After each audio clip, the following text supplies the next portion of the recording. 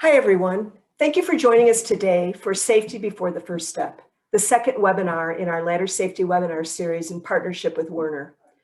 My name is Pam O'Brien, and I'm here from the American Ladder Institute, and I'll be passing things over to Milton DeAsis, Job Safety and Security Manager at Werner, who will lead today's presentation on Safety Before the First Step, Inspection and Setup.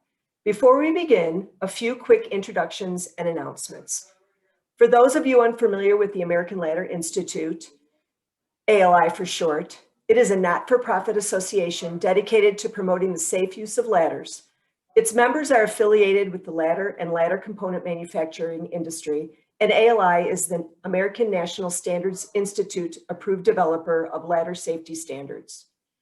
Each month, the ALI and its partners sponsor National Ladder Safety Month, a campaign all about promoting the safe use of ladders, both at home and at work. This year is the 5th celebration of National Ladder Safety Month, and we are excited to bring you this series of webinars covering how to safely choose and use ladders. Werner has partnered with the ALI to bring you a 4-part series of webinars that promote ladder safety. Werner actively advocates for ladder safety and accident prevention through their range of innovative product solutions, in-person training, and online educational programs. Finally, before I pass this over to Milton, we will be taking and answering questions throughout this presentation. Please use the Q&A tool on your screen to submit questions. We will also leave room at the end of the presentation for any follow-up or remaining questions. We will also be sharing the recording and slides of this presentation, excuse me, with all attendees later this week. Next slide. Our presenter for today's webinar is Milton DeAsis, Job Site Safety and Security Manager. In 2019, Milt joined Werner as the Job Site Safety and Security Manager to lead fall protection and ladder safety trainings, conduct site walks, and share his product knowledge with end users. Milt is exceptionally passionate about making sure everyone goes home safely at the end of the day. When he's not working, Milt can be found in the mountains, hiking, fishing, and hunting. Also joining us is Lowell Rompf, Product Manager for Climbing at Werner. Lowell will be helping us answer any technical product support questions that come up on today's call. With that, I'll pass it over to Milton. Thank you, Pam. Much appreciated. And welcome everybody to this 2 of 4 sessions of ladder training itself. And as you guys may remember, our first session was covered by Choosing Your Ladder by Mike Milton, the product manager from Werner products in itself. We will be going over ladder inspections, proper handling, and setup. At any time that you're inspecting a ladder or looking to set it up, it's important to acknowledge and understand what ladder you do have.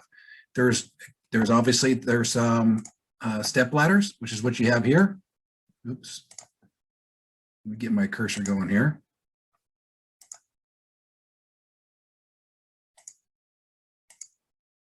Step ladders. Then you have multi-functional ladders, ones that can actually be leaned up against the wall or actually stand upright. And then more multifunctional ladders. And then of course your extension ladders,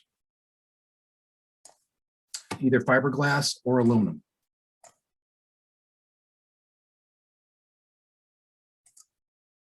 It's very important to understand the components of your ladder as well. And as you can see on the left-hand side, we have our step ladder, and there's different components to it. There's your plastic molded lock top, that's the top. You have your traction tread that's on each rung or each rail. And then you have your feet within your ladder itself. And then of course your rear horizontals that help support the ladder. On the right-hand side here, you have your extension ladder, and there's very important components here too as well. You have to understand that there's the rungs, you have your pulley system, your rope, and then your lock assembly, and then of course your feet here too as well. All very crucial components to each ladder. It's important that we inspect each and every part of those ladders.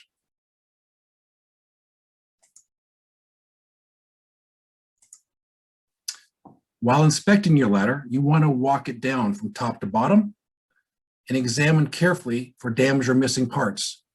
We never want to use a bent or damaged ladder in the field or one that has been exposed to excessive heat or even acid. So when we're actually inspecting the ladder, we want to lay it down. We want to inspect to check the rails. They're not cracked. They're not split or frayed. We also want to check the rungs of the ladder. For instance, here. Make sure they're not bent. And check for the foot pads that are not missing. Because if they are missing, you must take the ladder out of service. Then you want to lift the ladder up. Okay. And you want to check for the top. Make sure it's not cracked as well. Check the spreaders.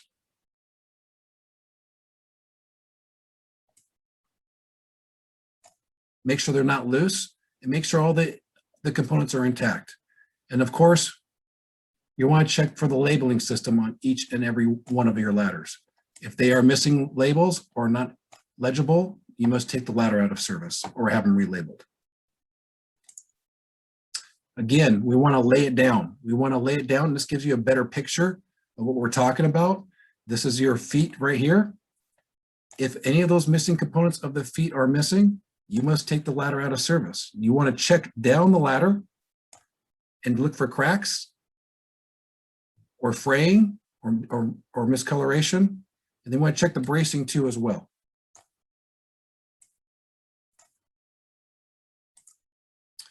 And of course, we'd like to lift it up too. Just like I mentioned earlier, and this gives you a better picture of what we're talking about. Here's the spreaders here. If they are not, if they're actually unstable, you might want to look at replacing that ladder and take it out of service. And also you want to look at the labeling. Here's a better picture of the labeling.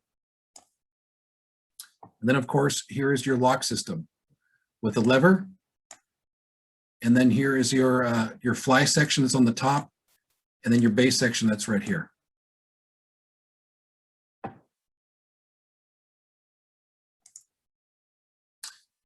Don't forget, after you've inspected your ladder and you do find something like here on the left-hand side, a bent rung, you must take that product out of service immediately, and you must tag it and dispose of it properly. When we dispose our ladders, we do not want to cut it horizontally across the ladder. We want to cut it straight up and down the ladder rungs itself and dispose of it.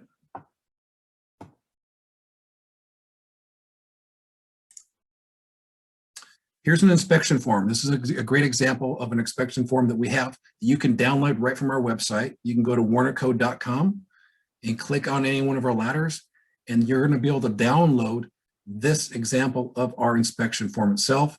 I'll walk down the inspection form with you. It gives you different examples. Here's one that's a step ladder. Second is the podium. And then of course the lean safe. You want to find out what size you have and mark down what size ladder you have. Maybe it's a 10-footer. Then is it fiberglass, aluminum, or wood? We're going to pretend it's fiberglass. I'm going to mark it. And then of course you're going to go down this checklist and see, is there the steps? Are they loose? Are they cracked or bent or missing? Yes or no? The rails, have they been cracked, bent, split, or frayed? Maybe no. Labels, are they missing? We can see the labels are here that are intact, so we're good to go. So again, you can walk, I'm not going to go down this complete checklist, but this gives you a great idea of what you can do. And then I also like to give a visual on what ladder I'm inspecting. So we want to circle the areas of damage. Pretend this one did not have the feet. So we circle the foot there, and maybe the top rail is cracked too as well, just to give it a quick reference. And then the actions that are down below are ladder tagged as damaged or removed from use, or ladder is in good condition. We're going to pretend this is a ladder that's in, we're going to tag it out and dispose of it.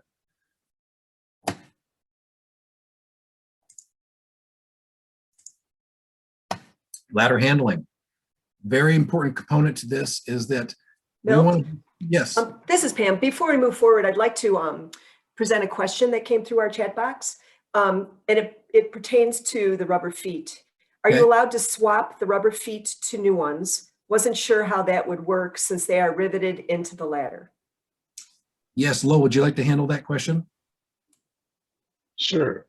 So in the case of the rubber pad itself, we offer a whole foot replacement kit.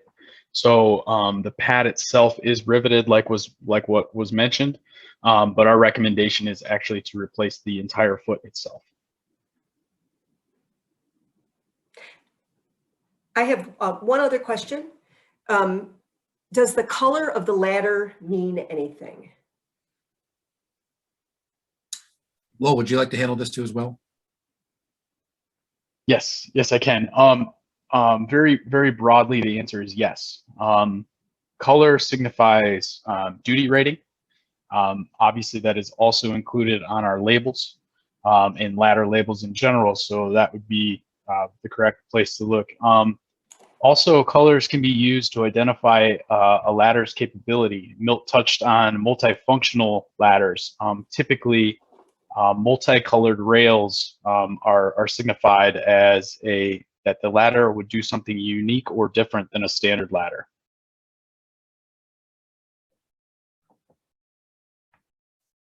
Thank you, Lowell. Pam, is there additional questions?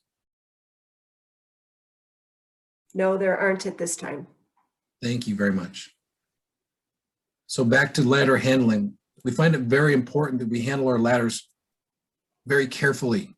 And the reason for is, one is that you can be injured carrying a ladder, and you can imagine some of these ladders can weigh up to 60 to 80 pounds. And so we recommend that you balance the ladder on your shoulder, and then just like in the fashion of this picture right here, this gentleman is carrying the ladder and then stabilizing with his other arm. And then also you want to be careful and visually up and down the ladder. You're not banging into something in the front of you or behind you as you're going through doorways and breezeways. And then for longer ladders, like I mentioned, they can weigh up to 60 to 80 pounds. We want to make sure that we're actually using our partner and carrying it with not one, but two people, and on the same side of the ladder. If one person's on one end of the ladder, what could happen is it could cause unevenness. You could slip and you could fall, or it could cause a back injury too as well. This third part here is to secure the ladder on your vehicle before transporting. A, because obviously we don't want it falling off the truck, but B, what happens is if it's not secured properly and there's vibration as you're driving, those rivets that are inside the ladder or actually fastening the ladder together are going to become loose. And of course, we do not want to ever drag or drop our ladder. If we drag our ladder, we run the risk of our feet actually rubbing on the ground and becoming unintact. So we don't want to do that.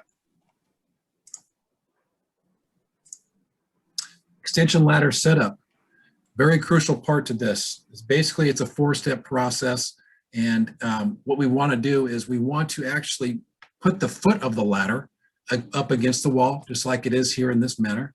And then we want to walk it up. You can see as he's walking it up with his hands until it's fully against the wall vertically. Okay. And then what we're going to want to do when it's set fully vertical, we want to pull out the bottom part of this ladder about 1 foot for every 4 feet in length that its ladder is. So if this ladder is 8 feet, okay, from this point to this point, we're going to want to pull that ladder out 2 feet from the edge. So instead of it sitting vertically like this, it's going to be sitting in a manner like this. That's maybe too far of an angle, but you want it about 75.5 degrees, which is right here. Okay. Another easy way to gauge whether or not your ladder is set at 75 feet and a half degrees is to put your toes to the end of the ladder, the base of the ladder, which is right here, and then stand just like this gentleman is here, and then stand with your arms straight out in front of you and hold the rung directly in front of you. That should give you about 75.5 degrees, which is the proper setup for an extension ladder. And then as you fully extend it and you extend the fly, which is this top rail, it's right here, you want to make sure that you're 3 feet above the rooftop, which is about 3 rungs. You'll see there's 1 rung here, 2, and then 3.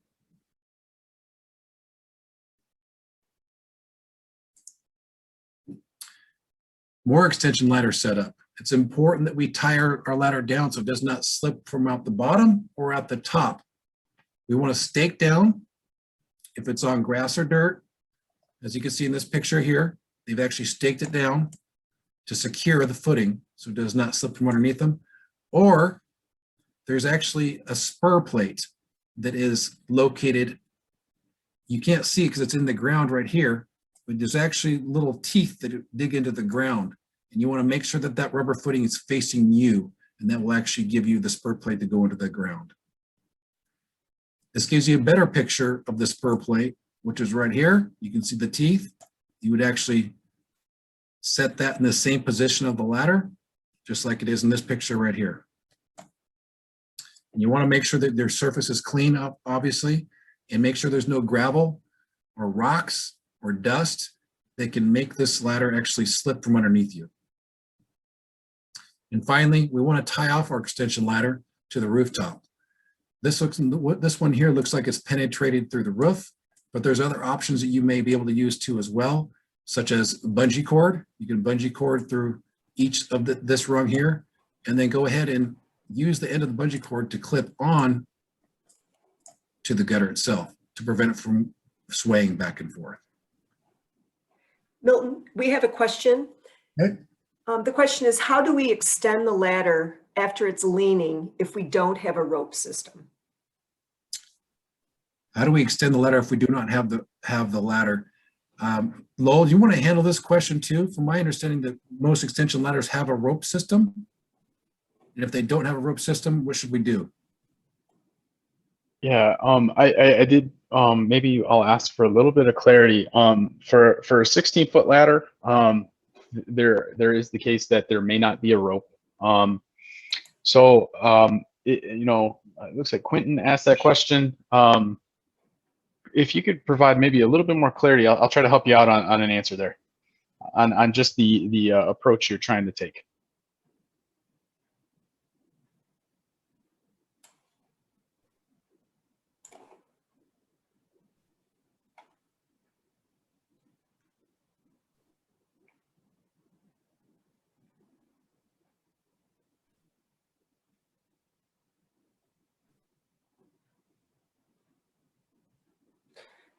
While we're waiting for Quentin, we could probably field this next question. Okay. How do you allow for uneven surfaces? Is there any safe way to use shims of some sort? We are going to cover that. Thank you for asking that. That's a great question, and we're going to cover that here in the next few slides. I do appreciate that, and you're going to see that we actually have levelers that we can attach to our ladders that are accessories and can be purchased after online or from your distributing partner that you want to purchase from. So perhaps we could move on and once we hear from Quentin, go back to this initial question. Great, thank you. You're welcome. Okay, so some of the do nots. Okay, obviously we do not want to place the base of our ladder at the wall where it's sitting completely vertical, just like in this matter here. We spoke about the for every 4 feet we go out 1 foot. So if it goes up in this direction 4 feet, we go out in that direction 1 foot. So if it's an 8-foot ladder, we want to go 2 feet out. So that will help prevent that person from falling backwards. And then of course, when we're working under doorways or breezeways or even garages, we want to make sure that we actually tape off this section with caution tape, or maybe have a spotter that's there available, because we do not want somebody to open the door and then knock over or topple over the person that's climbing the ladder. The third is here. We don't want to use this as a bridge. We don't want to use our ladders as a bridge. There's a couple of different reasons. One is the person can actually slip through the rungs here or fall off the rungs, which could injure the person. And two, you could damage the ladder because it's not to be used in that fashion. And then fourth, we never want to drop or throw our ladders. It can definitely damage the ladder, weaken them, and of course, cause injury to other people. Okay, we do have some additional commentary on that initial question. Quentin said the picture did not have a rope, but you were instructing extension of the ladder after already getting the correct angle? Repeat that, please, again. Okay, the picture did not have a rope, but was Okay. instructed to extend the ladder after already getting the correct angle. Yes, so we want to make sure that we actually, when we pull the ladder out from the wall from the 4 foot to 1 or 75.5 degrees, right? Then when we pull it out from that distance, then you can go ahead and push up the fly of the ladder itself and then lean the ladder. Is that, I'm not sure if I'm answering the question correctly or not on that, but I'm envisioning what they're asking. Sorry about that. And Lowell, if there's something else you want to add on that, I would like to hear you chip in on that. Sure, and I'll comment to the pictures. The rope is in those pictures on the slide. It's just very hard to see and got cropped out on the third picture over. So anytime you're using a above 16-foot extension ladder with a rope, you would use that rope to extend and then lean the ladder to the egress or to the mounting surface that you're looking to access. So yeah, it was kind of a deceptive picture. We would recommend replacing the rope. If it's missing, it needs to be replaced. So I hope that helps. Okay, I have one more question. So if you are working really high up, do you tie off the ladder or to the building for fall arrest or to the building for fall arrest? So we're distinguishing climbing a ladder, and then do we need to add fall protection? Is that correct? Yeah, do you tie off to the ladder or to the building for fall arrest? You would tie off to the building for fall arrest. Okay, so for a fixed ladder, that's different. So these are not fixed ladders. So with a fixed ladder, you're going to want to tie it. In some cases, if it's 24 feet or higher on a fixed ladder, what's going to happen is you're going to have a cable and a cable grab, and you're going to be in your harness and you're going to traverse up that ladder. That's when you'll be tying off to that ladder in some cases, okay? Now, with a ladder that's not permanent, like a fixed ladder, you're going to not need fall protection at that time because you have the 3 points of contact as you're climbing up on the ladder. So there's two different distinguishing factors here. There's one that's fixed ladder, which these aren't fixed ladders, and one that is temporary, okay? So one was temporary. If you have 3 points of contact on that ladder, you will not need to use fall protection, okay? You can use fall protection if you like. You might need a davit arm over the top of the roof and you'd be fastened to the roof itself, but not the ladder.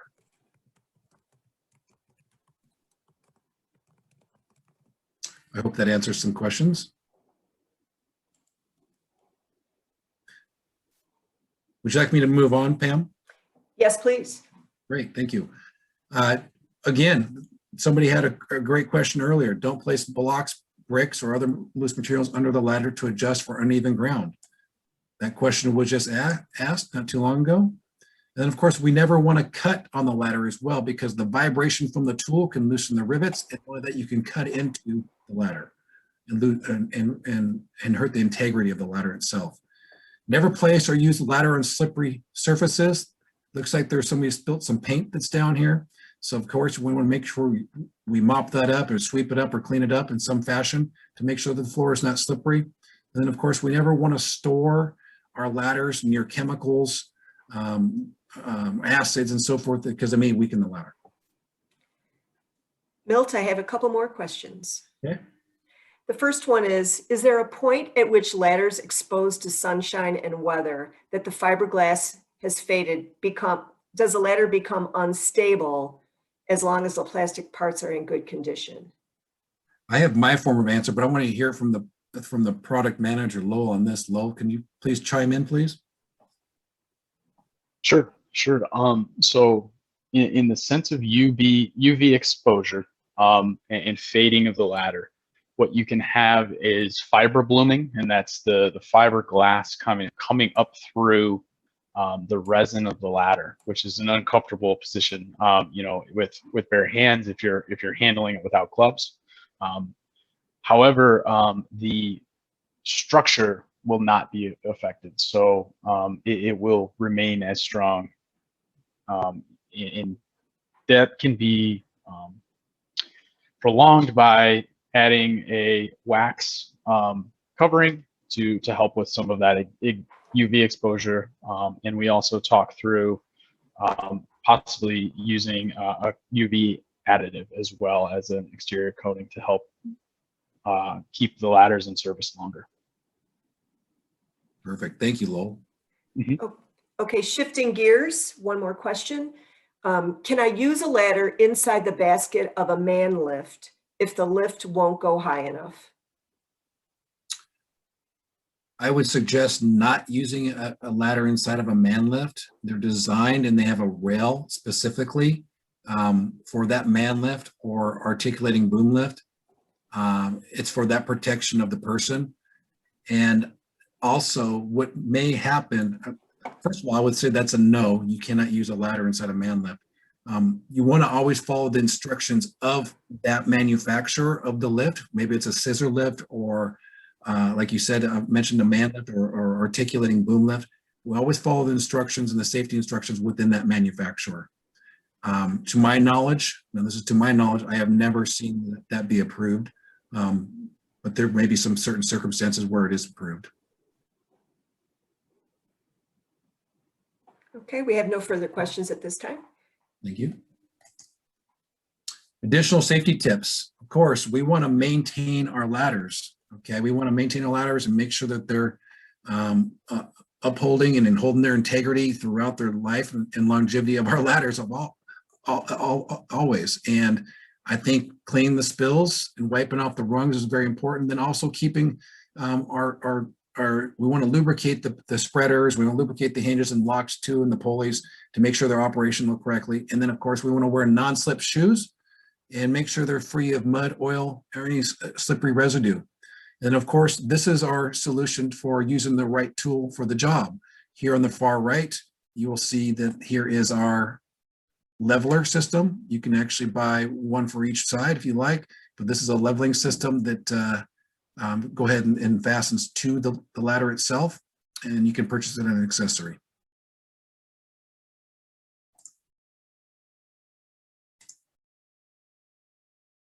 Any additional questions?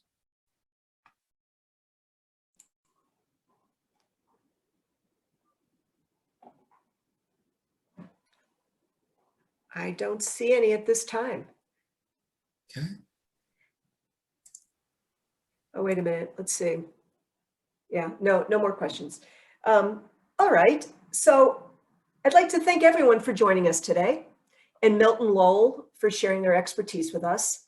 The next webinar in our ladder safety series takes place next Tuesday, March 16th, and will focus on safety while climbing.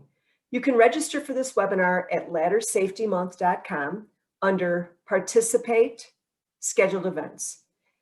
There, you can also find the recording of this webinar and last week's session on choosing your ladder. Next slide, please.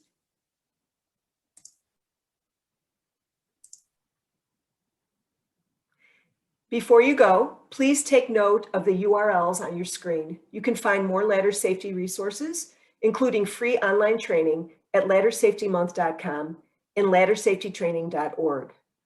Lastly, we will be sending each of you a follow-up survey. It will mean a lot to us if you could take a few minutes to provide us with your feedback on this presentation. So with that, happy National Ladder Safety Month, everyone, and thank you again for joining us today. Thank you for your time, everybody.